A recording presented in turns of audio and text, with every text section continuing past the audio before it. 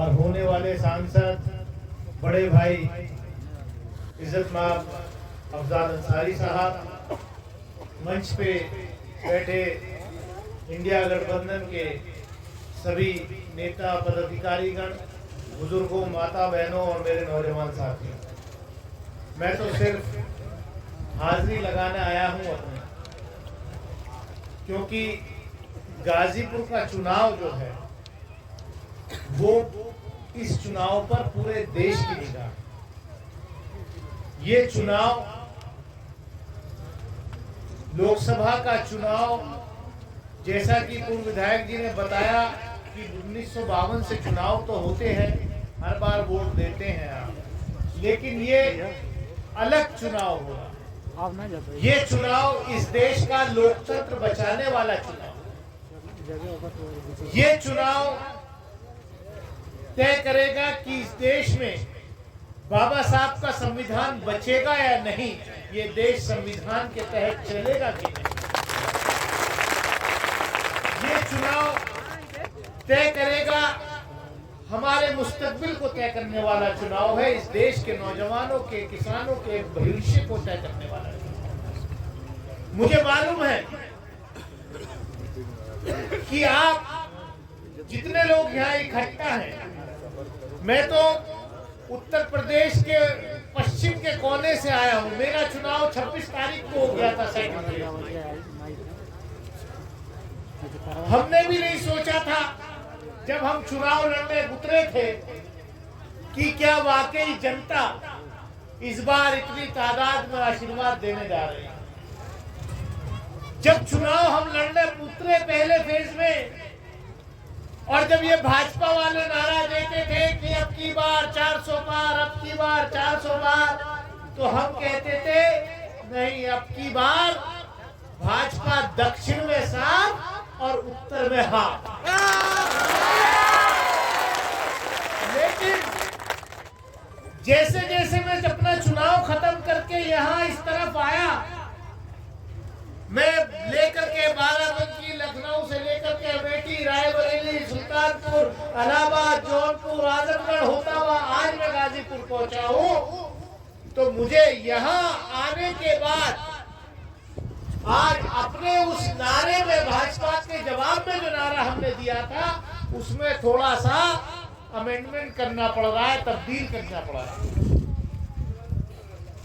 पहले वो कह रहे थे 400 पार, 400 पार, हम कह रहे थे भाजपा आपकी बात दक्षिण में साफ, उत्तर में हाथ। लेकिन अब दक्षिण में तो साफ हो चुकी, उत्तर के, उत्तर भारत में के उत्तर प्रदेश में भी हाथ नहीं। मैं ज्यादा कुछ न कहते हुए सिर्फ इतना कहूंगा कि देखिए, ये चुनाव नए दौर का चुनाव है, और भाजपा के जब से गुजरात के 2 लोग आकर के उन्होंने जो इलेक्शन का मैनेजमेंट शुरू किया, चुनाव की प्रक्रिया भी बदली। हमारे बुजुर्ग बैठे हैं सामने, मैं एक उदाहरण देकर के अपनी बात खत्म करूंगा कि जब आपके जमाने में, अभी क्योंकि बोर्ड के एग्जाम का रिजल्ट आया 4 दिन में, हमारा बेटा भी 12वीं में था, उसका भी रिजल्ट आया, तो उसके भी 87% आए। तो घर में 87% आने के बाद भी जो है मायूसी। और आपके जमाने में किसी के 60% आ जाते थे तो गांव में मिठाई बंटती थी कि फलां का बेटा जो है फर्स्ट डिवीजन से पास हुआ। मैं ये बात इसलिए कह रहा हूं कि मतदान वाले दिन 1 तारीख को 60% मतदान करके खुश मत होइएगा, बैठक में बैठ करके ताश मत खेलिएगा, क्योंकि जमाना बदल गया है।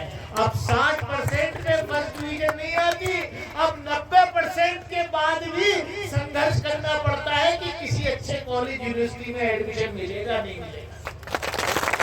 ऐसी चुनाव है, 60% मतदान से कुछ नहीं होगा। आपको अपने बूथ पर, हर बूथ पर 90% से ऊपर मतदान करना है।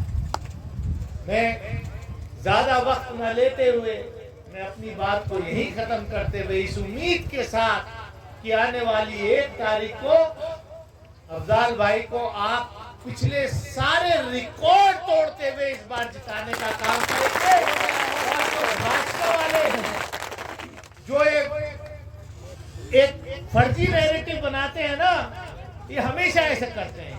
जैसे अब 400 पार कर रहे हैं। आपको याद होगा जब कर्नाटक में चुनाव हो रहा था तो कह रहे थे 130 पार, बंगाल में चुनाव हो रहा तो कह रहे थे 200 पार, मिजोरम में चुनाव हो रहा था कह रहे थे 40 पार, हिमाचल में चुनाव हो रहा था कह रहे थे 50 पार, दिल्ली में चुनाव हो रहा था कह रहे थे 60 पार, और अब कह रहे 400 पार।